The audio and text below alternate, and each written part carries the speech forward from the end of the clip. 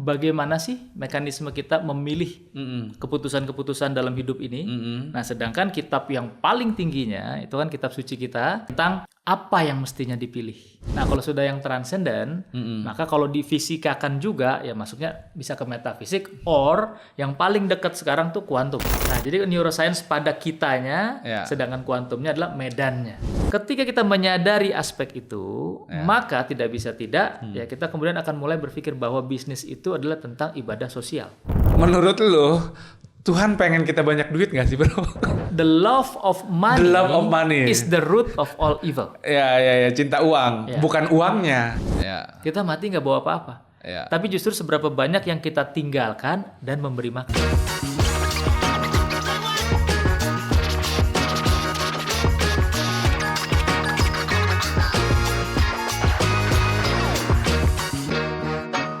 Ya, selamat datang kembali di Coolbiz. Coolbiz adalah kuliah bisnis. Di sini kita ngomongin ilmu bisnis secara komprehensif dan asik. Kali ini kita kedatangan tamu istimewa, my bro Jody Arya Prabawa. Ya, Bro Jody ini adalah orang yang mendorong saya, yang tanpa sadar mengajak saya untuk jadi senang belajar. Berapa kali kita deep talking yang tuh. Nggak sadar ngajak siapa nih? Yang diajak apa yang ngajak yang nggak sadar? Lu nggak sadar ngajak, tapi gue sadar terajak. Iya. Ada 3-4 kali kita deep talk ya. Betul. Dan 3-4 kali deep talk itu memperluas horizon gue banget sih, bro. Oh, alhamdulillah. Ya, salah satu aktualisasinya ya gue ngambil program doktor lah. Ya. Itu 1 dekade lalu kan? sekitar itu. 2014-2015an ya. 2015-an. Ya. Berapa kabar, bro? Alhamdulillah, baik. Ya, puji syukur. Puji Tuhan aku baik, bro. Alhamdulillah. Keluarga sehat ya? Semua sehat, alhamdulillah. Ya, flu sedikit lah kemarin kan, lagi musimnya ini kan. Oh, oke. Ya, bro. Jadi kalau gue ngelihat lu kan tuh nano banget, bro. You do many thing yang ya keren-keren lah. Tapi boleh, bro, untuk sesi kita ini lu ceritain deh soal diri lu, bro. Monggo. Ya, basically kan kalau yang brother sudah tahu gitu ya, bahwa mainly ya korporasi ya. I see. Dari berbagai korporasi itu ya akhirnya sampai ke titik yang membangun sendirilah untuk mulai knowledge dan pengalaman yang kita punya itu kita pakai untuk build something myself gitu. Nah, dalam proses itu juga kan ada aspek-aspek lain yang terjalani. Oke. Ya, misalnya kayak organisasi, terus kemudian dari konteks ya pengabdian atau kenegaraan juga kan ada pola-pola itu sampai akhirnya kalau sedikit dirangkum misalnya ya kita bicara ya pengalaman organisasi kerohanian ada, terus dalam konteks diplomasi antar negara ya pernah juga, gitu ya. Kemudian sorry, nggak apa-apa loh kalau mau diceritakan di forum ini ya. Artinya kan itu gambaran umum, artinya secara katakan tugas untuk membangun gitu atau membangun hubungan kembali gitu antar dua negara, mempererat dari sisi ekonomi dan sebagainya. Nah itu sesuatu yang juga sempat gue jalani gitu ya. Nah sehingga kalau dikumpul-kumpulkan ya akhirnya semua tentang manusia kan. Nah, jadi kalau kita coba rangkum, mungkin bagi gue hidup gue adalah kayak sungai lah gitu ya. Sungai itu kan kalau ngalir gitu ya kadang-kadang ya jadi keruh juga. Tempo nabrak batu juga. Kadang-kadang diambil orang buat bersih-bersih, ngebersihin orang gitu kan. Kadang-kadang dibuang lagi ke selokan gitu, balik lagi ke aliran sungai gitu. Ya, but eventually dalam proses pergerakan itu ada kejernihan di situ juga. Oh begitu. Ya, sampai ya suatu hari kita bermuara ke lautan itu kan. Itu goalsnya ya, end goalsnya kan ke situ, end game-nya. Oke. Gitu. Jadi bicara kespektruman hidup lu nih, bro. Itu memang by design lu pilih ini atau memang ketika kespektruman itu muncul lu masukin aja gitu? To be honest, jelas nggak mungkin. Ya, gue punya perencanaan seperti itu. Oh ya. So basically ini kan by design, but not my design. I see. Ya, desain yang di sana gitu kan. Yeah. Nah artinya kalau gue pakai filosofi hidup itu, ya hidup gue ini terbimbing oleh kebetulan-kebetulan yang tidak kebetulan dan terlalu kebetulan untuk bisa disebut sebagai kebetulan. Oke. Nah jadi kalau bicara desain, ya otomatis yang gue lihat kenapa gue akhirnya juga tertarik pada neuroscience misalnya, karena kaitan tadi dua hal nih. Ya, anggap satu, ada kitab neuroscience, yaitu tentang bagaimana sih mekanisme kita memilih keputusan-keputusan dalam hidup ini. Nah, sedangkan kitab yang paling tingginya itu kan kitab suci kita, tentang apa yang mestinya dipilih. Nah, jadi dengan dua kombinasi ini, satu tentang apa dan kapan memilihnya, dan kenapanya di sini, but the mechanism bagaimana itu terpilih gitu. Nah, ini di sini penjelasannya. By the way, lu masih awal aja udah ngobrolinnya ini ya. Gua jadi kepantik obrolan kita yang 4 kali tuh, bro. Iya. Tadinya gua tahan tuh, itu nanti dulu. Udah Gak apa-apa, ini teaser. Nggak bener. Tapi gue ini karena dia udah gue pantik balik nih. Ini agak keluar dari skrip nih. Artinya aku udah punya planning mau ngomongin apa sama beliau ini. Tapi karena beliau ngomong seperti barusan, aku jadi pengen terpantik ke poin ini. Tapi gini teman-teman, jadi Bro Jody ini adalah seorang pengusaha, teman-teman, seorang pengusaha juga lama juga berkecimpung di korporasi. Tetapi beliau juga seorang neuroscientist, teman-teman, seorang filsuf dan juga seorang spiritualis ya. Jadi dan terakhir juga beliau mendapat tugas dari negara untuk menjadi konsulat kehormatan pada hubungan bilateral dua negara, Indonesia dengan salah satu negara itu. Jadi spektrumnya luas gitu. Nah, tadi karena lu sebut neuroscience ya. Jadi ini jadi kepantik agak di talking. Bro, aku sempat kepikir ya. Tapi ini theoretical lah ya, hipotesa. Jadi mungkin gak sih bro, kalau spiritualitas itu hulunya itu adalah neuroscience, dan di ujungnya sana itu metafisik. Neuroscience itu kaitannya dengan misalnya kondisi otak yang akhirnya gue frame lebih dalam sebagai human modality. Nah, bicara yang sedangkan di hilirnya nanti itu adalah fisika kuantum. Fisika kuantum yang kaitannya dengan kekekalan. Itu ide liar yang sempat terpikir 3-4 bulan ini, tapi giliran ketemu lu jadi kepancing keluar tuh. Mau ketemu Pak Jody. Siap. Ya basically sebetulnya kadang-kadang kan satu fenomena itu kita dissect ya dengan beberapa layers. Oke. Nah, dalam layers ini kan ada tools yang kita pakai nih. Alatnya apa nih ketika kita ngebedah? Ya kalau itu manusia yang kita bedah, pasti pisaunya pisau bedah. Nggak mungkin kita pakai chainsaw ya, gergaji mesin ngebedah orang gitu kan. Dan sebaliknya kita nebang pohon, nggak mungkin pakai pisau bedah orang. Nggak selesai gitu kan. Artinya ketika kita bicara perspektif neuroscience, tentu itu adalah sebuah upaya kita menjelaskan fenomena cara kerja otak manusia. Kan gitu. Nah, kenapa? Ya itu yang paling fundamental. Nah, neuroscience sendiri kan upaya-upaya untuk menjelaskan berbagai fenomena dari yang namanya manusia nih.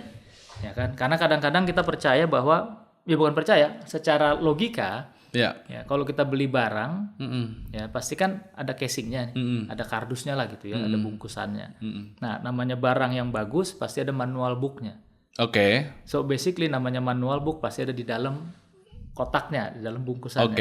Nah, kalau ini jasad kita anggap sebagai casingnya kita, so manual booknya it's gotta be inside. Nah ini kan kalau dalam bahasa agama tadi melihat ke dalam, tengok ke dalam, masuk ke dalam, dalam berbagai pernyataan agama-agama besar, ya pasti salah satu fokusnya adalah going inside ya, inner self-nya itu tadi. Nah, kenapa begitu ya? Karena sedikit banyak jejak-jejak itu pasti ada di dalam. Nah, di antaranya yang menjadi pusat kendali tubuh kita kan tentu di otak, di kepala ini. Nah, itu yang kemudian jadi objeknya neuroscience. Nah, per hari ini banyak sekali fenomena-fenomena yang mekanikanya atau mekanismenya sudah bisa dijelaskan oleh neuroscience. Iya. Ya, tentu belum semua, ya, tetapi banyak yang sudah menjadi menarik sekali karena itu adalah fenomena-fenomena dasar bagaimana manusia beroperasi secara kedirian. Iya. Nah, at some point akan ada aspek yang intangible yang mungkin belum bisa dijelaskan neuroscience atau tidak, misalnya karena beda tadi pisaunya beda alatnya ya. Nah, itu yang kemudian nanti bicara transcendental. Nah, kalau sudah yang transcendent, maka kalau difisikakan juga ya masuknya bisa ke metafisik or yang paling dekat sekarang tuh kuantum. Ya. I Quantum see. Gitu. Nah, sehingga sebetulnya ya ini fenomena yang sama, hanya bahasa atau alat yang dipakai menjelaskannya pakai yang mana di derajat yang mana gitu. Nah, jadi kalau konteks neuroscience ya berarti kita derajat pada bagaimana utamanya otak kita bekerja ya dengan seluruh sistem lainnya, sistem pendukungnya. Sedangkan metafisik itu atau masuk let's say kuantumnya deh. Itu adalah fenomena yang lebih besar lagi. Karena melibatkan kita di dalam sebuah medan. Nah, jadi neuroscience pada kitanya, sedangkan kuantumnya adalah medannya. Dimana kita menjadi bagian kosmologisnya. Kosmologi itu kan lebih ke anunya, ke keilmuan terkait dengan kosmik. Tentang kesemestaan. Nah, ada di situ manusia sebagai bagian dari gitu ya. Dari himpunan semestanya nih, himpunan kalau matematika kan ada tuh semestanya apa gitu kan. Manusia di dalamnya. Semestanya. Nah, tapi kalau kuantum sendiri kan beyond. I see. Nah, artinya kalau kita bicara kosmologinya in general, kosmologinya masih ruang dan waktunya masih ada. Tapi kalau kuantum itu kan sudah beyond itu juga. Sorry, aku kepantik satu kata. Kekekalan energi itu loh. Yang kekekalan energi masih itu udah sangat masuk. Metafisik atau fisika? Kekekalan energi kan jelas fisika sebetulnya. Fisika, Nah, tetapi bicara kekekalan energi itu kita cermati, misalnya kita tanya energi itu apa, kok bisa kekal? Segalanya terbuat dari energi. Energi nggak bisa dihancurkan, nggak bisa diciptakan, hanya bisa bermetamorfosa, bisa diubah bentuknya. Energi tidak bisa ya dikenali secara utuh pada substansi terdalamnya gitu, tapi bisa diukur misalnya. Energi selalu ada, meliputi segala sesuatu gitu kan dan sebagainya. Nah, ini kan cuma penyebutan bahasa. Ya, sometimes ketika ada orang berusaha menjelaskan tentang elemen-elemen ketuhanan ya quote unquote ya, itu kan mirip-mirip gitu kan. Nah, apakah berarti Tuhan sama dengan energi? Tentu tidak. Kenapa? Energi itu tetap sesuatu yang exist, ada kausalitasnya pasti. Nah, tapi kalau kita bicara ketuhanan, itulah penyebab utama yang paling akhir kan gitu, prima causanya. Ya gitu. Nah, jadi ya tentu bagaimana mekanikanya nggak ada yang tahu. Tetapi tugas kita sebagai ciptaan, sebagai manusia itu mencari tahu, bahkan mencicipi pengalamannya sampai ke derajat sejauh mana Tuhan kita menyediakan atau mengizinkan untuk dia dikenal. Nah, tapi beyond itu ya istilahnya mysterium tremendum et fascinosum. Mysterious, tremendous, fascinating ya. Sudah unreachable lah gitu. Ya demikianlah spill-nya. Berarti kita perlu lanjutin ke deep talking sesi 5 nih, Bro. Kita kembali ke on track. Thank you untuk prolog soal itu ya. Nah, Bro, kenapa sih yang gue amati, lu tertarik banget tentang human ya, human modality, human mechanism, bahkan mungkin akhirnya human transformation. Why, Bro? Kenapa, Bro? Ya tentu pasti bermula dengan pengalaman pribadi ya. Gitu. Artinya gue tumbuh sebagai anak gitu ya, dengan dinamika, kita punya keluarga pasti ada dinamikanya. Kita punya lingkungan tempat keluarga tinggal pasti ada dinamikanya. Nah, seluruh dinamika ini kan objeknya manusia. Pun subjeknya juga manusia. Nah, dalam konteks dinamika itu kan ya ada ups and downs. Dan ada fenomena-fenomena yang nggak bisa nggak itu menggelitik lah. Gitu ya. Menggelitik tuh kok begini sih? Ketika gue nggak setuju dengan sesuatu, gue pengen tahu kenapa orang tuh begitu dan gue nggak suka itu. Ketika gue melakukan sesuatu orang nggak setuju, nggak suka misalnya, itu juga kenapa? Itu kenapa kita harus ada middle ground? Kenapa kadang engkel-engkelan, ribut, ya? Nah, ataupun tiba-tiba kompak, even dalam hal-hal yang buruk gitu kan, dalam hal yang ngaco kok bisa kompak gitu, ya? Nah, pola-pola ini kemudian ya, itu yang jadi pengamatan gue bahwa ini menarik manusia ini.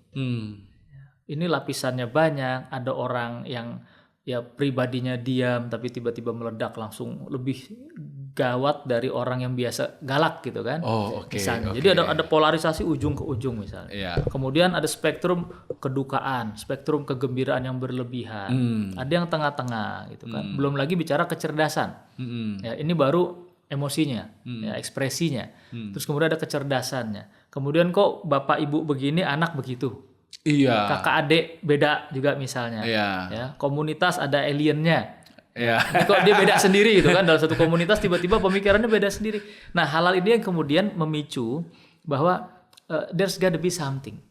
Nah, persisnya gimana sih cara kerja manusia ini?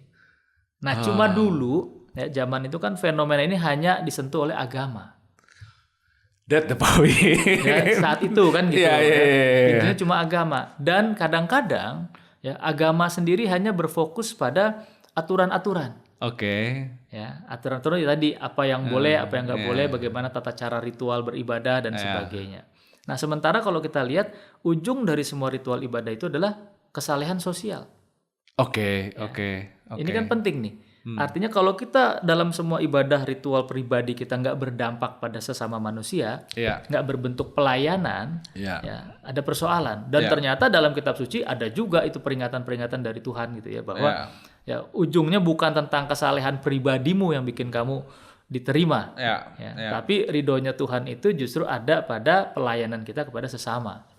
Nah, artinya ada mekanisme bagaimana kita mengenali proses kita memilih. Ya, kita mau ambil peran yang bagaimana, untuk pelayanan seperti apa, kepada siapa, kapan, dengan cara yang bagaimana. Nah, ini kan ranah yang lebar. Betul. Artinya mulainya ujungnya gimana sih nih? Ujung akhir udah jelas, ya, mendapatkan ridho ilahi gitu kan. Nah, tetapi ujung awalnya pangkalnya di mana? Nah, ternyata pangkalnya di mengenal diri. Nah, itu main questions yang bagi gue itu pemantik utama. Ya, untuk mencari benar-benar mengenal diri. Nah, ketolongnya waktu itu ada pinjaman buku tetangga itu Dunia Sophie's World, ya, Justin Gardner. Itu pantikan awalnya kah? Ya. Jadi di situ kan isinya sebetulnya Justin Gardner itu guru sekolah gitu ya. Cuman dia ngajar tentang pelajaran filsafat di mana anak remaja nggak ada yang suka, bro. I see. Ya, ngapain belajar begitu gitu, nggak ada yang suka. Nah, dia akhirnya cari cara supaya itu lebih bisa diterima. Nah, dibikinlah jadi kisah. Kayak perjalanan seorang anak dia namanya Sophie tadi itu, gitu kan. Nah, dalam perjalanan itu dia akan ketemu berbagai filosof-filosof zamannya dari mulai prasokratik sampai ke postmodernisme. I see. Nah, dalam dialog-dialog dia dengan imajiner paman atau apa waktu itu ya, bapaknya atau apa lupa gitu ya. Nah, itu dia kayak ada surat menyurat, nah itu dijelaskan. Jadi ketika kita baca, kita kayak nggak lagi sedang diajarin filsafat, yang padahal itu sejarah tentang filsafat. Tapi nggak terasa. Segitunya ya. Segitunya keren itu. Nah, kalau apa namanya? Sorry, buku apa itu? Dunia Sophie. Dunia Sophie. Dunia Sophie. Bukan Sufi, Dunia Sophie. Sophie. Ya, tapi ya kata istilah Sufi juga nanti ada kaitannya. Kata Sophie itu juga bukan kata baru. Itu basically bukan nama orang. Sophie kan the philosophia. Yes. Itu dari bahasa Latin yang udah prasokratik bahkan ya. Itu artinya kecintaan ya. Itu penyuka kecintaan itu. Nah, gue pengen wisdom ya, kebijaksanaan. Gue jadi kepantik lebih dalam lagi nih, bro. Yang gue tangkap kan lu kan spiritualis lah. Nah, terus akhirnya lu mulai menekan tombol filsafat atau filosofis, bahkan lu akhirnya menekan tombol neuroscience. Itu pantikannya atau peristiwa apa yang muncul? Dan sebenarnya yang jadi inti pertanyaan gue sih, dalam pengalaman lo, dialog apa sih yang muncul di antara ketiganya itu? Spiritualitas atau teologis, filsafat, dan mungkin science atau neuroscience. Tentu gini ya, ketika kita bicara filsafat, sebetulnya gue tidak merefer personally ya. Personally, bukan dalam konteks sebuah disiplin ilmu, akademik, filsafat. Ya, tetapi lebih kepada filsafat itu kalau diterjemahkan bebas. Di antara terjemahan bebas itu bisa kita bilang bahwa kenapa orang bertanya kenapa. Nah, bagi gue filsafat tuh itu. Jadi misalnya ada orang nanya, kenapa ya manusia kok ada jahatnya? Nah, maka di gue lebih tertarik adalah kenapa sampai dia bertanya kenapa manusia ada jahatnya. Mundur satu layer, step. Satu step. Betul. Nah, penggalian itu yang akan membuat gue akhirnya coba menggali penjelasan-penjelasan. Nah, paling enak kan penjelasan ilmiah dulu. Oke. Karena kalau udah bicara penjelasan yang sifatnya doktrin gitu, ya repot dalam artian ya udah nggak ada, terima saja selesai kan gitu. Nah, walhasil mau nggak mau pintu masuknya dari science. Gitu kan, science ini yang paling mendekati saat itu yang sudah ada available apa nih untuk diakses, kan nggak ada internet zaman itu kan, gitu ya kita nggak bisa akses browsing apa belum tuh, belum ada gitu. Nah paling diskusi-diskusi lihat dari TV dan sebagainya. Nah at some point artinya science juga punya penjelasan ya, ilmunya psikologi namanya kan, saat itu yang paling mendekati gitu ya tentang kejiwaan, itu juga udah lama ada gitu. Nah, akhirnya pintu masuknya dari situ. Nah, kemudian tadi filsafatnya adalah tentang pertanyaan-pertanyaan yang perlu dijawab. Kemudian upaya menjelaskan atau upaya mendapat penjelasannya berangkat dari sains melalui psikologi misalnya. Nah, at some point kemudian kita perlu lihat ada core yang sama nih. Karena udah bicara psikologi, bicara kemanusiaan, pasti nggak bisa nggak nyenggolnya ke religion. Kan gitu. Nah, tapi religion ini kan secara baju nggak sama, ya, tiap agama itu ya tentu beda-beda. Tetapi yang menarik, tiap agama menuju pada Tuhan yang sama. Ya karena Tuhan itu cuma satu-satunya kan gitu ya. Nah, bagi gue itulah esensi dari yang disebut spirituality. I see. Ya, jadi spiritualitas itu lebih kepada kesamaan atau sameness dari sekian banyak perbedaan. Universalitasnya. I see. Sehingga secara identitas kita bisa saja pakai baju agama A, agama B, agama C. Nah, tetapi at some point kita juga harus menyadari bahwa di tiap agama itu ada ruhnya. Ya ruhnya itulah ruh ketuhanan tadi. Dan itu pasti sama. Kalau bicara Tuhannya, agamanya, bajunya, identitasnya pasti berbeda, nggak mungkin sama. Gitu. Tapi menuju pada Tuhan yang sama. Nah, sehingga kalau kita tarik garisnya dari filosofi atau filsafat di sini, kemudian kita masuk ke scientificnya, sekarang didukung oleh neuroscience misalnya menjembatani itu, yang dimana kita kemudian sedang membuktikan ya adanya sesuatu yang sangat transenden, yang sangat hakiki, ya, yang sangat mendalam, ya, penuh makna, purposeful. Nah itulah spiritualitas. Nah jadi ini saling menguatkan justru. Dan lu mendapati terjadi dialog yang manis ya di antara itu ya.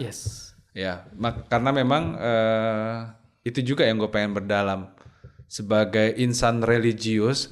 Ketika lu sentuh-sentuh itu nggak menimbulkan kecanggungan buat lu, bro? Tentu di awal iya. Artinya apakah penjelasan keagamaan itu berhenti sampai di situ? Kan ada kita bicara aspek keagamaan yang membahas hanya aturan-aturan saja, tata cara dan bagaimananya. Nah, tetapi tentu nggak berhenti di situ. Pasti ada aspek keagamaan yang juga membahas tentang esensi, tentang hakikat. Ya. Nah, esensi atau hakikat ini justru akan menelurkan bagaimana kita berbuat, bertindak, bersikap. Karena kalau dalam tradisi Islam tadi ada hakikat, kemudian kita belajar akhlak misalnya. Ya, tetapi semua ini kan dalam satu kesatuan. Ya, ada kondisi ketika kita hanya hidup ini seolah-olah duniawi. Kita bisnis ya cari uang gitu kan. Gitu. Nah, padahal dalam konteksnya kita sebagian orang tentu tujuannya profitability. Nah, tetapi bagi sebagian orang ketika dia mendalami hakikatnya, dia bukan sedang mengisi kantong. Dia sedang mengisi hati dan batinnya, yang dengan begitu kantongnya pun ikut terisi. Nah, tapi jangan sampai jalannya manipulasi. Kan kadang ada nih kita bicara keagamaan, tapi kita menghimpun dana orang. Nah, terus ya dieksploitasi. Nah, bukan dalam konteks itu. Kenapa? Karena pada hakikatnya, ya ketika kita bicara berkarya, kita bicara bisnis, kita bicara membangun atau mencipta, ya ujungnya kan itu permainan antara memberi dengan menerima. Ketika kita taking so much dengan bisnis kita, bisnis yang berhasil, ya kita juga at some point dituntut untuk giving that much. Nah, besar kecil yang mana dibanding yang mana ini yang kemudian keberperkaraannya di situ, Gitu. Setiap orang itu ilahiyah atau tamakiyah. Ya, betul. Ya, ruang itu nggak apa-apa, tetap ada gitu kan. Tapi kadang-kadang kan pecut doktrin gitu kan. Mesti begini sehingga arena berproses dan memutuskan setiap orang nggak ada. Akhirnya menjadi keimanan doktrinal tapi nggak esensial, nggak spiritual. Sebenarnya ini loh yang kupilih di dalam Tuhan misalnya gitu kan. Jadi lu yang udah pencet duluan nih ya antara spiritualitas dan kebisnisan ya. Akhirnya thank you banget. Nah, jadi gue terpantik dengan pertanyaan yang lebih tajam lagi begini bro. Kalau opini lu, apa yang lu rasakan, apakah kespiritualitasan itu justru menjadi daya tekan insting bisnis atau malah menjadi daya pantik keinstingan bisnis? Artinya kalau gue belajar agama menjadi lebih spiritual, gue akan makin lebih keren di bisnis atau malah jadi loyo karena serba bingung, serba gampang bro. Oke. Nah itu pertanyaan menarik tuh ya. Artinya seolah-olah ada paradoks di situ kan. Oke. Ya. Memang tidak bisa tidak pasti berpengaruh. I see. Ya. Nah, yang penting dilihat itu sebetulnya ketika kita bisnis dan kita kemudian menjalani satu aspek religiusitas kita, or let's call it spirituality lah gitu ya. Yes. At some point ketika kita merasa fokusnya kepada ketuhanan, maka boleh jadi kesimpulannya berarti ini harus dikurangi. Iya. Kan banyak begitu. Akhirnya kan? begitu. Nah, kenapa? Saya lagi pengen mendekat kepada Tuhan. Saya nggak mau ini semua jadi distraction. Ini sesuatu yang bukan Tuhan. Nah, ini menarik saya ke bawah, ini ke kehendak-kehendak rendah. Nah, ketika tahap awal ya nggak apa-apa begitu. Oh oke. Wisdomnya di situ ya. Awal kan. Nah, tapi at some point ketika dia bicara saya ingin lebih dekat kepada Tuhan, pertanyaan Tuhanmu nggak butuh apapun dari kamu. Iya. Oke. Nah, lalu bagaimana kamu bisa dibiarkan mendekat pada Tuhanmu? Kan kuncinya satu, berarti pelayanan. Ibadah itu kan bahasa Arab. Dari kata abdi ya, abid gitu ya. Itu artinya sebenarnya bukan sekedar menyembah, tapi melayani. Makanya abdi negara ya tadi pelayan negara. Oh begitu. Bukan penyembah negara kan gitu ya. Nah, kita beribadah itu berarti sedang melayani. Serving ya, services ini melakukan pelayanan. Nah, ketika kita punya Tuhan begitu canggih, begitu luar biasa ya, dia berdiri dengan dirinya sendiri, tidak butuh suatu apapun dari makhluknya, dari kita ini. Ya, terus bagaimana kita dapat perhatiannya? Ya nggak ada jalan lain. Ya, berarti berkhidmat dalam pelayanan kepada sesama. Nah, ketika kita menyadari aspek itu, maka tidak bisa tidak ya kita kemudian akan mulai berpikir bahwa bisnis itu adalah tentang ibadah sosial. Oke, at least starting dari situ. Nah, sehingga kita akan tengok lagi nih. Yang kemarin loyo berarti perlu ditingkatkan, but this time fokusnya bukan lagi tentang sebesar-besar keuntungan untuk kekayaan pribadi. Tapi sudah masuk ke aspek how to share the wealth. Nah, walaupun itu bisa terpleset tipis juga orang ya. Artinya gini, nggak apa-apa ada terpleset karena nggak bisa fix juga kan. Nggak bisa langsung ada khusus luhur matang gitu. Nah, dalam prosesnya akan ada tahapan. Ini kan perjalanan kan. Ada minimum punya paradigma itulah. Betul. Artinya mindset yang dia pakai sekarang dalam dia berbisnis bukan lagi tentang dapat untuk diri sendiri, tapi saya mau dapat banyak untuk berbagi. Nah, kadang-kadang masih tahap belajar nih. Dia menghimpun dana, niatnya untuk berbagi, habis itu ada nakalnya. Misal, dia aktivis, dia berjuang, dia membantu segmen-segmen elemen masyarakat tertentu. Apalagi terus, ada pewadahan itu. Terus kemudian diangkat jadi pejabat. Misalnya wakil menteri misalnya, bisa apa saja jabatannya. Ini tanggal berapa ya sekarang? Misal kan bisa apa saja. Kita anggap ini ditonton di 2030 ya. Nah tapi kemudian kan naluri sebenarnya mungkin istilahnya ada secondary gain. Ada satu niat baik dibalik sesuatu perbuatan. Hanya saja jalan yang dipilih untuk berbuat baik itu nggak melulu pilihan yang baik. Nah, walhasil at some point segala sesuatu ada konsekuensinya. Nah, itu juga tahapan belajar. Yang semoga kalau siapapun yang dalam tahap itu jangan bablas pelanggarannya hukum. Karena konsekuensinya juga pasti hukum. Nanti mungkin dia lewati tahap itu, mulai dia mengerti bahwa dia nggak perlu menggunakan jalan-jalan semacam itu untuk niat baiknya, ya kan? Tetapi Tuhan akan mendatangkan berbagai kebetulan-kebetulan yang tidak kebetulan dan terlalu kebetulan untuk bisa disebut sebagai kebetulan, yang dari situ dia mendapatkan. Nah, semakin dia menjadi keran, maka semakin besar aliran. Semakin besar dia berbagi, semakin besar dia diberi.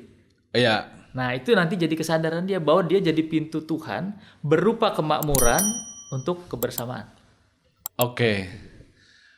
Ya, makin dalam kita bicara nih, sehingga timbul random question dari orang Bekasi nih, bro. Jadi timbul random question nih, bro.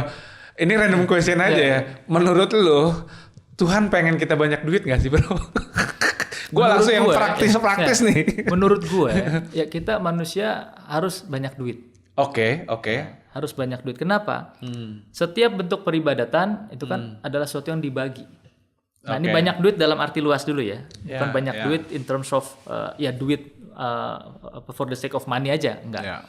Tapi banyak duit dalam arti kita harus punya. Kita harus kaya.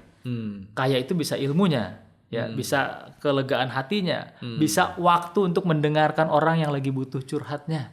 Ya. So ini kekayaan nih. Nah, tapi kan untuk kita bisa punya waktu dengerin orang curhat dengan santai, kita mesti tenang dulu di perut, di rumah, di dapur gitu kan. Coba kalau saya sibuk dengerin orang curhat, sampai di rumah lagi dijeritan gitu. Nggak bisa. Ngebul gitu kebelah, kan. Pikiran kebelah. Nggak bisa tenang bro. Nah jadi ya kan logika berbanding lurus dengan logistik. Ini jadi persoalan. 1 juta view nih logika berbanding lurus sama logistik. Nah ini apa namanya? Penting kita untuk menempatkan dulu gitu tadi ya. Ketika kita punya, maka kita bisa berbagi. Jadi bagaimana mungkin kalau perintah agama manapun ke Tuhan itu adalah berbagi, terus kita nggak punya sesuatu untuk dibagi, it's impossible. Nah maka secara fitrahnya, secara nalurinya keagamaan kita adalah untuk menghimpun. Nah dalam menghimpun ini, ya kalau di Islam itu istilahnya iqra. Dari kata qara'a tadi menghimpun ya, terus kemudian membaca. Ya, himpunan ini dibaca gimana supaya produktif. Himpunan ini dibaca bagaimana disalurkan. Ya, sharingnya bagaimana yang mungkin memenuhi kaidah keadilan dan sebagainya. Makanya kalau di Islam itu kan ayat pertama turun itu iqra, baca. Ya, bukan perintah ibadah yang A, yang B, yang C ritual ini enggak. Baca.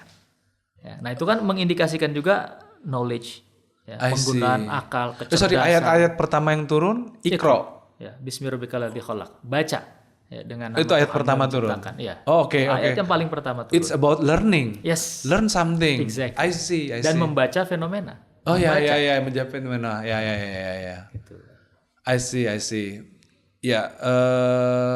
Jadi kita harus banyak duit dalam tanda kutip seluas-luasnya supaya kita juga bisa makin bisa mencapai aspek atau coverage sharing yang makin meluas. Dan dalam konteks aspek sharing yang makin meluas berarti pelayanan kita kepada Tuhan juga makin berkualitas. Nah makanya dalam konteks sentuhan ini dan paradigma seperti ini, uang tuh jadi luhur sih, gue liatnya ya. Kan kalau di sana itu kan sebenarnya bukan money is the root of all evil. Itu nggak lengkap itu. Itu nggak lengkap. Yang lengkap adalah the love of money is the root of all evil. Ya, cinta uang, bukan uangnya. Bukan uangnya. Di Islam juga ada kita al-hakumut takatsur. Ya. Jadi bukan kita nggak boleh punya kemegahan, bukan nggak boleh kita punya kekayaan, tapi kemegahanmu jangan sampai melalaikan. Iya. Persoalannya bukan pada apa yang kita miliki, not the wealth itself, tapi kelalaian atau melalaikan. Kepemilikan ini bisa berpotensi melalaikan kita. Nah, makanya kepemilikan yang sama pada jenis orang berbeda, dampaknya juga pasti beda. Nah, ini sehingga mindset kita dalam berbisnis, kita di mana dulu. Ada keplesetnya ya sah-sah saja, yang penting jangan fatal. Ya. Kemudian dalam kepleset itu dia belajar, ya harus hikmah tadi itu kan, the wisdomnya apa nih, ini pesannya apa, Tuhan kasih kejadian ini di mana kita kepleset ini, what's the lesson, the learning pointnya apa, nah dipakai nggak, nanti kan ujian muncul lagi peristiwa serupa kan, dipakai nggak pelajaran kemarin, kalau nggak ya pasti nyemplung lagi di lubang yang sama kan. Serial learning, I see. Nah bro, jadi bicara tentang manusia dan kebisnisan, manusia dan spiritualitas dan kebisnisan. Itu terminologi atau paradigma cukup. Itu gimana kita ngelihatnya? Karena kan kalau tema cukup ini tidak dimunculkan kan kita bisa jadi tersandera sama satu tema yang namanya optimalisasi. Berarti kan optimalisasi tanpa henti dan tanpa ujung. Kan bisa juga dalam determinasi yang kayak begitu banget tuh. Gimana itu, bro? Ya tentu kalau konsep cukup misalnya kita bisa terjemahkan konsep ini dalam banyak makna. Cukup adalah ya segitu-gitunya aja. Makanya sampai kita ngepas banget gitu kan. Itu cukup bagi sebagian orang. Kemudian cukup dalam arti pas-pasan. Ya, pas pengen makan enak, ada uangnya. Pas pengen jalan-jalan, ada rezeki dan waktunya. Ya kan? Pas pengen ganti kendaraan, ada duitnya masuk misalnya gitu. Itu juga pas-pasan, cukup juga itu kan. Nah, tapi kemudian bisa saja kita geser ke derajat yang lebih tinggi lagi. Ya, ketika kita merasa bahwa kita bisa menjadi pintu ya dari suatu pergerakan yang memberdayakan masyarakat gitu ya. Dan ini masyarakat yang sifatnya luas, maka kita perlu cukupnya itu nggak lagi pada derajat yang barusan. Cukupnya berarti much bigger. I see. Itu cukup. Jadi cukup di sini kan kontekstual sekali ya, skopnya apa? Ya, sejauh mana? Misalnya Muhammad Yunus Grameen Bank. Ya, cukup awal itu kan dia mulai dari $27. Ya, dia cari loan ke bank, akhirnya gadein ijazah dan sebagainya, itu kan banyak yang nggak terima. Ya, ngapain? Ngasih pinjaman ke orang-orang yang miskin. Ya, nyatanya orang miskin itu justru lebih jujur ngembaliin utangnya. Gitu kan. Nah, itu yang kemudian akhirnya tumbuh jadi Grameen Bank ya. Iya, bisnis yang besar. Dapat hadiah Nobel kan dia. Nah, artinya apa? Ya cukup dalam konteks itu sesuai. Awalnya cukup dimulai dengan $27. Ya, tapi begitu sudah jadi ya, korporasi banking, dia menggapai lebih banyak lagi orang yang memerlukan, ya pasti cukup udah beda lagi definisi cukupnya sekarang ya. Gitu. Nah, sehingga kalau kita bicara cukup harus kontekstual. Ya, in what sense ya, dalam peran kita sebagai apa kepada siapa. Nah, sehingga cukupnya ini akan selalu wise lah. Diupayakan begitu. Dan tidak melulu juga cukup sekedar terposisikan sebagai antitesisnya optimal ya. Itu bisa justru komplementari ya. Optimal bahkan bisa kita definisikan sebagai cukup. Optimal itu kan artinya segala sesuatu dimaksimalkan. Betul. Nah, dimaksimalkan itu misal ya kita tadi ya $1 juta ini maksimal untuk membantu satu kecamatan untuk UMKM-nya misalnya. Ya jangan sampai malah yang digelontorkan cuma 500 juta atau 500.000 maksudnya. 500.000 itu jadi nggak optimal kan? Betul. Dan nggak cukup. Kenapa? Lawang kebutuhannya $1 juta, keluar $500.000 gitu.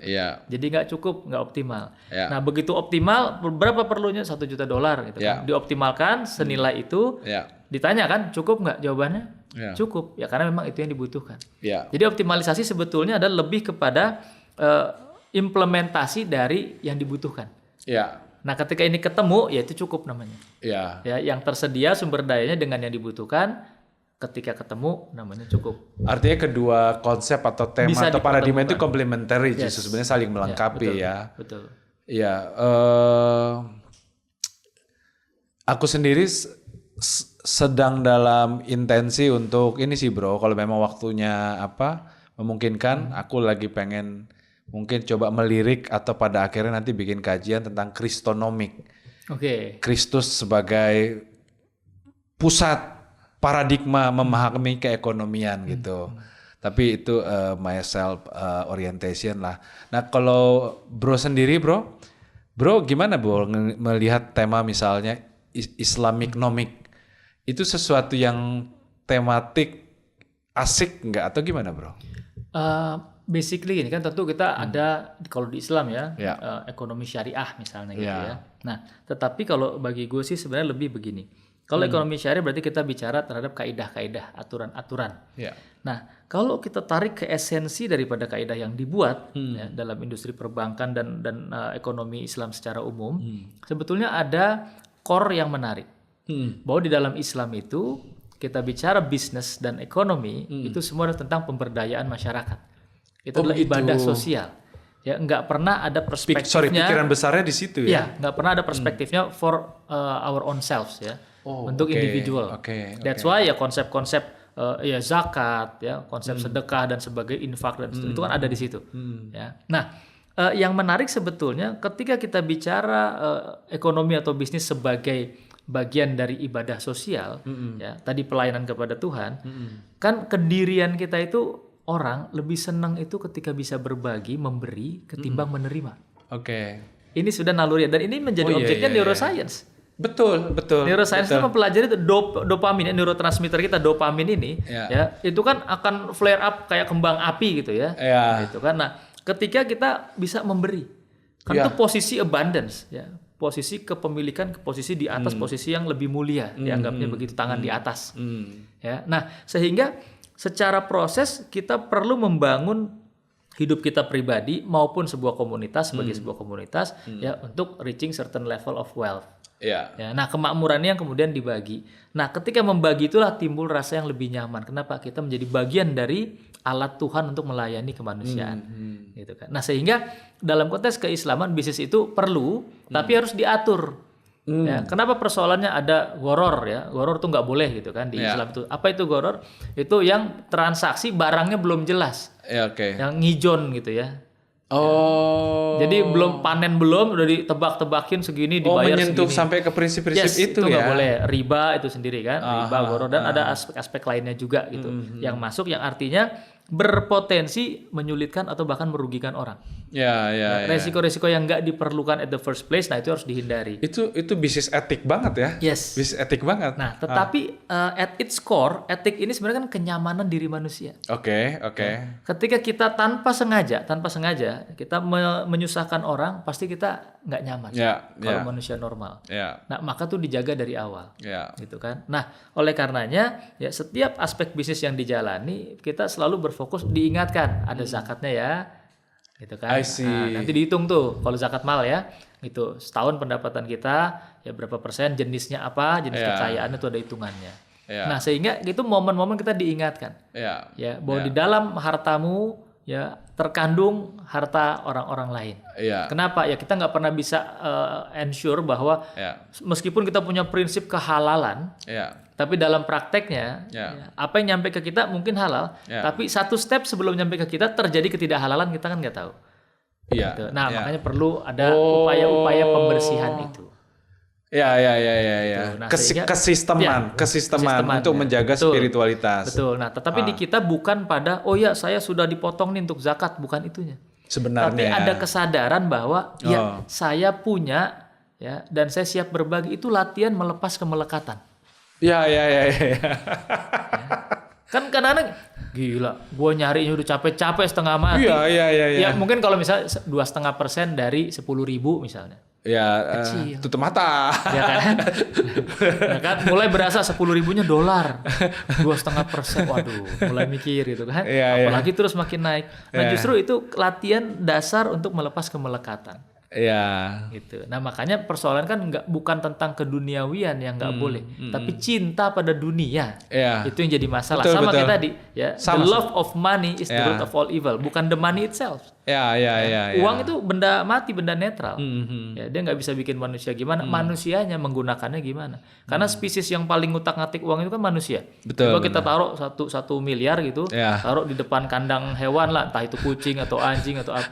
Ya sama dia paling digigit-gigit, dibuat mainan, ditidurin gitu kan. Selesai. Manusia kan enggak. Karena kita memang apa ya istilahnya meaning making machine. Meaning making machine. Jadi kita ini mesin pembuat makna. Kita selalu pingin ada kebermaknaan. Di antara alatnya, zaman sekarang alat tukarnya uang. Nah dari uang itulah kita ingin bermakna, menggunakan uang dengan cara-cara tertentu kepada orang-orang tertentu di waktu-waktu tertentu, ya supaya kita merasa semakin bermakna. Karena pada akhirnya kan bukan berapa banyak yang kita bisa bawa. Kita mati nggak bawa apa-apa. Tapi justru seberapa banyak yang kita tinggalkan dan memberi makna. Nah itu permainan akhirnya. Jadi tarik-tarikan antara kita menerima dengan memberi kembali. Give and take-nya ini harus seimbang. Nah itu di otak kita tuh kan terjadi juga. Dopaminnya ke arah mana? Dopamin itu kalau bagi gue bro itu kayak lautan. Ya, lautan ini bisa mengantarkan kita pada pelabuhan di pulau-pulau yang penuh kemakmuran, or it can drown you. Ya, ketika sudah addicted ya pada dopamin dengan cara yang salah, badai gelombangnya bisa menenggelamkan malah. Boro-boro nyampe.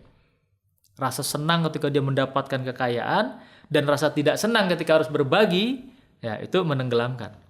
Rasa senang dia mendapat kekayaan dan senang pula membaginya, itu kan bikin dia makin senang dapat kan, makin senang cari uang. Kenapa? Karena setiap ngebagi itu uang, dia rasanya makin senang.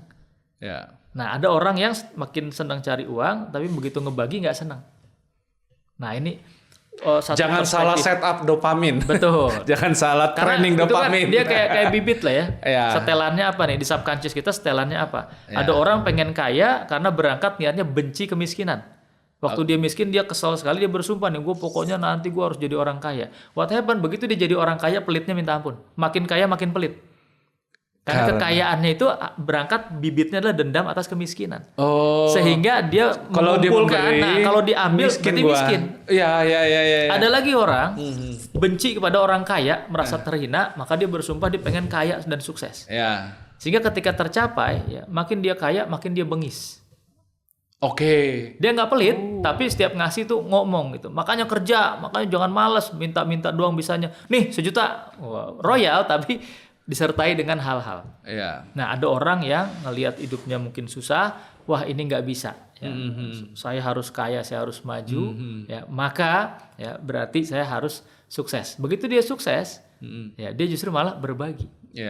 Gitu. Nah ini banyak varian-varian mindset atau bibit dasar. Karena kita bisa, if you don't like the fruit, you gotta change the root. Nah, the problem, the rootnya ini akarnya ini nggak kelihatan di bawah tanah. Nah itu subconscious kita. Nah itu harus digali. Ada momen-momen kontemplasi, muhasabah. Ya, we go into our inner self, nyari ini sebenarnya dulu hal yang ini akarnya bagaimana, hal yang ini akarnya bagaimana, bibitnya gimana, apa yang saya tanam sesungguhnya. Kok saya nuainya begini, kok buahnya asam, kok buahnya sepet, kok buahnya pahit misalnya, kok nggak manis. Nah, sebenarnya apa yang dulu saya tanam? Nah itu kita menggali kan. Ya tabur tuanya juga ada di situ kan. You reap what you sow. Ya. Nah itu apa dinamika kehidupannya begitu.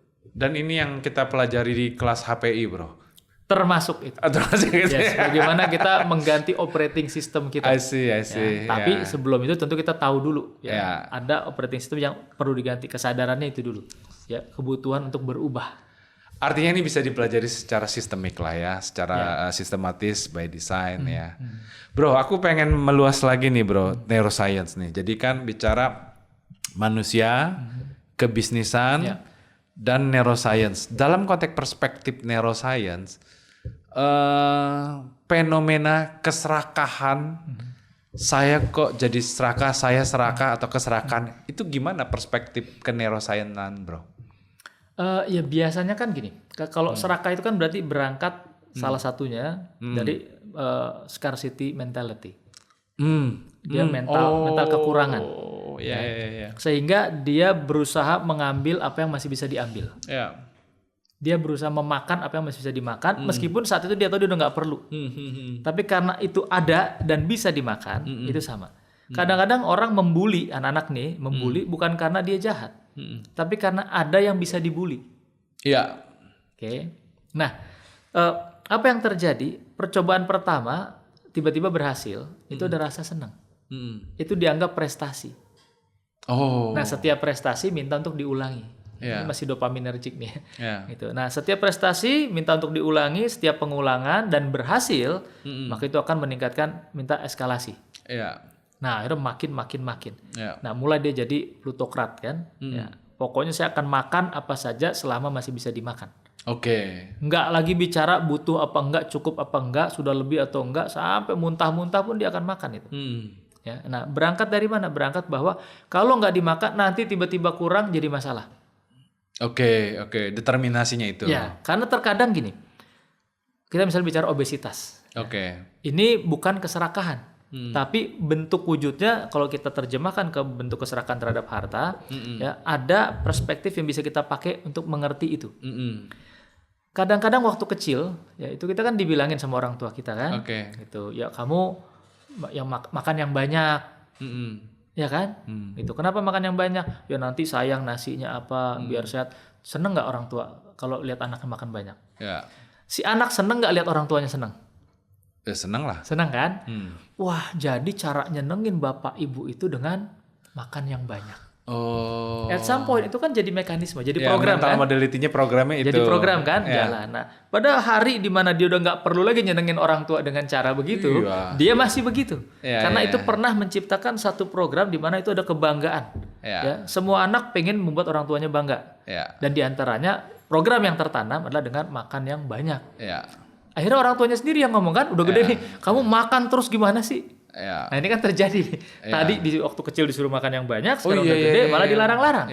Diet kayak kamu apa kayak misalnya. Nah, padahal dulu programnya itu. Tapi si anak kan itu masuk ke subconsciousnya. Dia udah nggak menyadari lagi kan. Gitu. Jadi dia tetap aja begitu gitu. Karena menyenangkan orang tua ada programnya. Nah kita melihat ya kok orang makan melulu.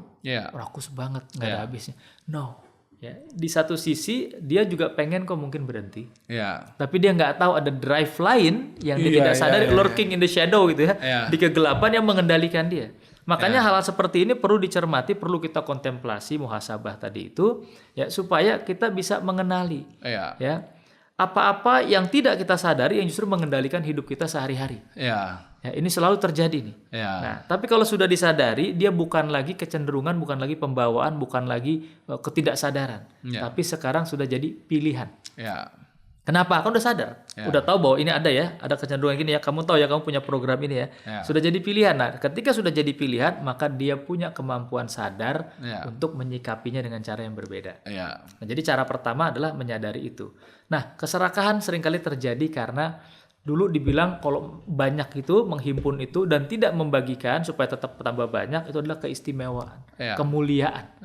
Nah, padahal kemuliaan pada akhirnya bukan tentang apa yang kita simpan, tapi kemuliaan adalah pada makna apa yang terjadi ya ketika kita berbagi. Dan ujungnya kemuliaan itu adalah lebih tentang kepada jadi apa kita, jadi manusia macam apa kita dengan semua yang kita miliki. Nah, itu ke situ ujungnya. Nah, aku izin pertajam lagi di situ. Nah, dalam konteks berpikir keilmuan neuroscience atau human transformation lah lebih dalam lagi. Berarti kayak keserakahan itu kita coding sebagai apa? Keburukan etika atau itu cuma fenomena biasa aja, mekanistis aja. Kita harus lihat serakah itu siapa yang menilai. Oke. Nah, ini juga harus ada kehati-hatian. Misal, kadang-kadang gue punya usaha nih. Ya, gue mau akuisisi satu bisnis. Betul. Ada satu bisnis lagi kolaps, pengennya di bail out. Gue bilang enggak, kalau mau gue ambil. Tapi lo selamat nih, gue kasih nih. Ada gitu kan? Ya udah deh, kepepet, gue ambil. Ya kan? Gue akuisisi. Terus begitu sampai 3, 4, 5 bisnis. Ada pola dan ini ada komunitasnya. And then mereka menyadari, wah ini orang cara mainnya begitu. Betul. Nah, lantas orang-orang berkesimpulan apa? Serakah dia. Selalu mau ngambil, ya bukannya nolongin nge-bail out misalnya. Nah, dari perspektif si orang yang melakukan, serakah nggak itu? Just a business game. It's a business. Ya. Nah, tetapi dari perspektif orang-orang yang di seberang tadi, ya, dia akan menilai itu serakah. Kenapa? Karena dia merasa yang terambil, karena dia nggak punya pilihan. Nah, jadi serakahnya serakah subjektif. Nah, ini penting kita dudukkan dulu ya di perspektif atau siapa yang pakai kacamata ini. Konteksnya sedang terjadi apa ya. Nah, tapi kalau serakah sebagai sebuah dorongan diri, ya impuls diri untuk terus mengeruk memiliki meskipun sudah tidak diperlukan. Nah, itu ada fenomenanya dan itu tadi ya nanti kaitan kalau dengan hal yang lain bisa jadi obsesif. Ya, itu kan bentuk keserakahan juga dalam wujud yang berbeda. Gitu. Nah, akhirnya ini ya bagian dari psychodynamics-nya manusia gitu yang memang harus dicermati. Pada derajat ringan, halus ya mungkin nggak berdampak yang gimana-gimana. Tapi begitu sudah melampaui titik batasnya, itu pasti berdampak. Baik reputasinya, kediriannya dan sebagainya.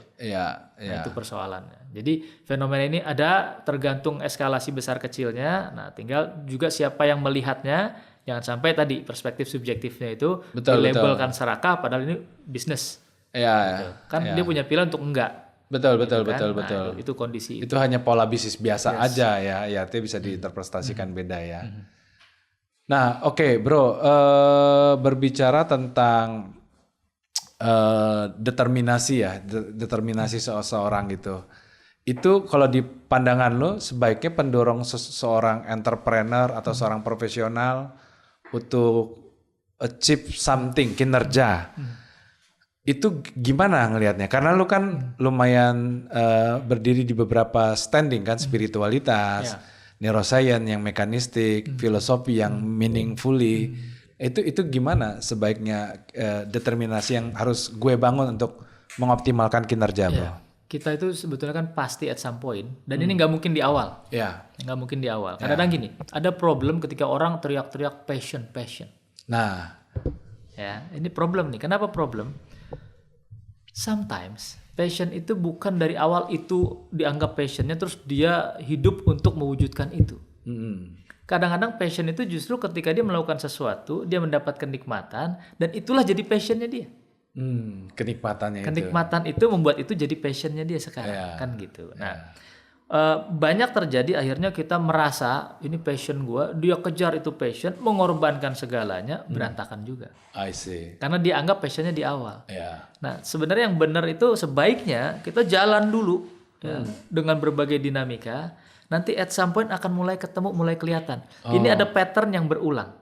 Oke, dalam hidup dia ada pattern yang berulang dan dia mendapat kenikmatan yang luar biasa, ya. Kebermaknaan yang luar biasa. Ya. Nah, kondisi itu terjadi, dia akan mulai mengenali tuh ya, si pattern-pattern pola-pola berulang ini. Nah, di situ ada core-nya kan. Nah, core itulah yang kemudian akan dia identifikasi sebagai passion-nya dia. I see. Nah, sehingga seluruh pergerakan dia akan berorientasi pada hal tersebut.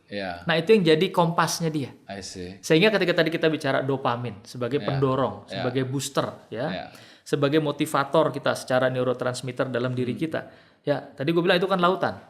Ya, nah tetapi lautan ini jangan sampai kita nggak punya kompas, nggak punya arah. Nah, passion tadi itu yang ditemukan sambil jalan, itulah yang kemudian jadi kompasnya. I see. Nah, kompas ini sebagai penunjuk arah biasanya akan memiliki atau menuntut kebermaknaan. Nah, kebermaknaan tertinggi adalah kita kepada sesama. Dan itu berarti wujud pelayanan kita kepada Tuhan. I see. Jadi mau pakai bahasa apapun, pasti ujungnya selama dia berfokus pada membangun pelayanan kepada sama manusia, berarti dia sedang melayani Tuhan. I see.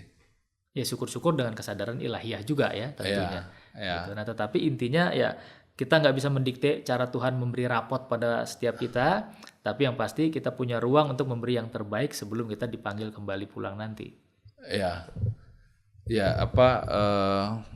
dari percakapan ini, gua dapat insight terkait ruang belajar ya, ruang belajar bahwa kehidupan itu adalah hadirnya ruang belajar ya bagi kita semua. Ya. Betul. Bro, memang ini sekolahan. Ini kan sekolahan, makanya ada ujian ya kan. Cuman bedanya kalau sekolah beneran dikasih materi dulu baru ujian. Kalau sekolah ketuhanan diuji dulu baru dijelaskan kemudian. Cari hikmahnya. Oh gitu, O-nya belakangan gitu. Ini last insight. Ya, ini kita menukik agak tajam, agak beda sedikit nih. Bro, dengan spektrum, dengan cita rasa, dengan ikhtiar yang lu punya ini kan, lu kan ya komprehensif lah, spiritualitas, filosofis, tetap cara berpikir cakap, science kan, fenomenologi. Nah, ke UMKM nih bro, apa sih insight yang lu bisa dorong terhadap teman-teman UMKM? Izinkan aku melabel katakan kan, kepapahan UMKM. Di mataku setidaknya itulah yang kulihat bahwa mereka adalah kaum papah nih. Gimana bro? UMKM itu kan kalau kita bicara kemarin COVID itu kan penyelamat ya. Itu kan yang menopang lah kita punya ketahanan itu dalam situasi yang sedunia mengalami. Nah, tetapi kita harus ingat juga kadang-kadang ketika kita bicara UMKM ya, itu kan sebuah upaya. Semangatnya ada semangat bertumbuh. Nah, yang jadi persoalan seringkali ya, orang-orang yang sebetulnya levelnya harusnya sudah di atas, justru malah main-main di UMKM sehingga menjadi dalam tanda kutip makan kue-kuenya orang-orang yang memang sedang bertumbuh. Alih-alih dia memfoster mereka yang sedang bertumbuh, ini malah ikut makanin kuenya. Jadi predatorinya. Betul. Kemudian UMKM juga ada kecenderungan orang ikut-ikutan saja. Padahal itu kan sesuatu yang kalau dibangun dengan benar, itu kan bentuk entrepreneurial yang bagus sekali dari bawah. Ya, dia bangun terus ke atas bertahap. Gitu. Itu benar-benar membangun. Karena ada orang kan ya sudah dapat fasilitas, dapat kemudahan, jadi mulainya dari tengah, mulainya dari atas. Gitu kan. Tapi kalau UMKM kan betul-betul sesuatu yang dirintis.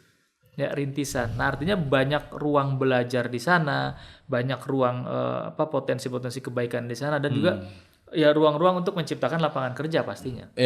Nah, bayangkan kesejahteraannya ditopang dari derajat paling bawah, dari mulai usaha keluarga misalnya, usaha rumahan gitu kan, sampai ke UMKM yang lebih terstruktur, yang lebih terorganisir. Nah, sehingga kalau kita bicara teman-teman yang di UMKM itu dia harus ngerti bahwa mindsetnya harus mindset entrepreneur. Ya. Bukan mindset pedagang kecil, saya cuma pedagang kecil. Ya, belum apa-apa udah mindset kalah. Ya. Jadi dia harus playing to win, bukan playing not to lose. Ya. Ya, banyak orang mainnya defense. Yang penting jangan bangkrut, yang penting jangan rugi. Oh, itu raksasa boleh begitu. Ya, karena kan dia udah gede banget. Tujuannya macam-macam kan. Ya. Kalau dia bangun retail chain dan sebagainya, mungkin ujungnya kapitalisasi ke pasar saham, ke publik gitu kan. Lain cerita tuh. Itu different game. Different game. Gitu. Kalau UMKM harus play to win. Playing to win karena dia membangun. Ya. Nah, mentalitasnya harus dilihat, jangan lagi membandingkan level 1-nya dia kepada level 5-nya orang lain. Oke. Itu juga kacau nanti ya. Pasti dropping gitu ya. Gitu. Nah, kadang kita nggak ngelihat itu. Ya. Bagaimana orang lain membangun duluan, kita belakangan, terus kita ngebandingin sama. Ya, kita punya perangkat-perangkat parameter objektif sebagai benchmark gitu kan. Ya, kita punya parameter performance kita terhadap penjualan kita, operasional efisiensi dan sebagainya, terhadap variable cost-nya gimana diolahnya, fixed cost-nya gimana dia coba perkecil, ya. Terus dia berkolaborasi dengan vendor-vendornya, dengan sama pedagang, marketingnya dia kemana gitu kan, affiliate sales misalnya gitu ya. Nah, ini semua hal-hal yang semestinya jadi jiwa dulu. Ya. Entrepreneurship tadi itu terjiwakan dulu. Iya. Bukan gua mah cuma pedagang doang gitu ya. Termasuk misalnya kalau kita pegawai nih mulainya, ya nggak apa-apa. Nah, pegawai pun sebagai karyawan pun kita harus punya jiwa intrapreneur. Ya, jadi jangan sampai bukan perusahaan gue, bodo amat, yang penting gue gajian. Ya. Justru itu momen dia belajar sesuatu tanpa resiko di dia. Betul. Dia dapat kesempatan belajar jadi entrepreneur dengan mengubah mindset seperti dia pemiliknya. Dia kerja seolah-olah itu perusahaan dia. Ya itu kan berarti challenge buat dia ngebangun skillnya. Karena orang banyak ngejar skill set tapi nggak ngubah mindset. I see. Ya, ini problemnya. Ya. Padahal kuncinya di mindset. Betul.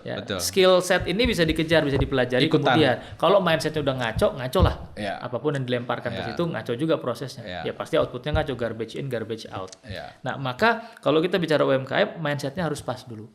Harus sadar dulu nih, mau mulai usaha, ya mulailah, jangan kebanyakan pertimbangan. Masih kecil toh, gitu. Tetapi ya bukan tanpa pertimbangan. Jangan kebanyakan.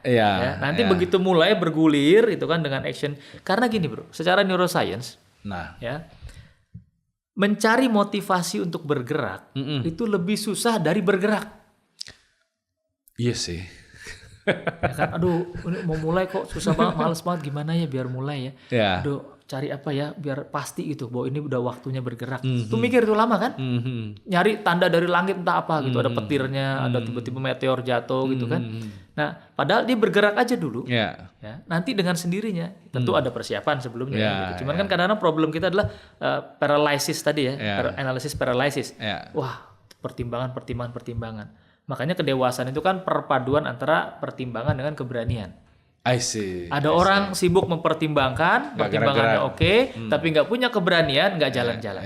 Oke, itu nggak dewasa tuh. Dan ada orang yang berani luar biasa, tapi nggak punya kemampuan mempertimbangkan, itu orang nekat namanya.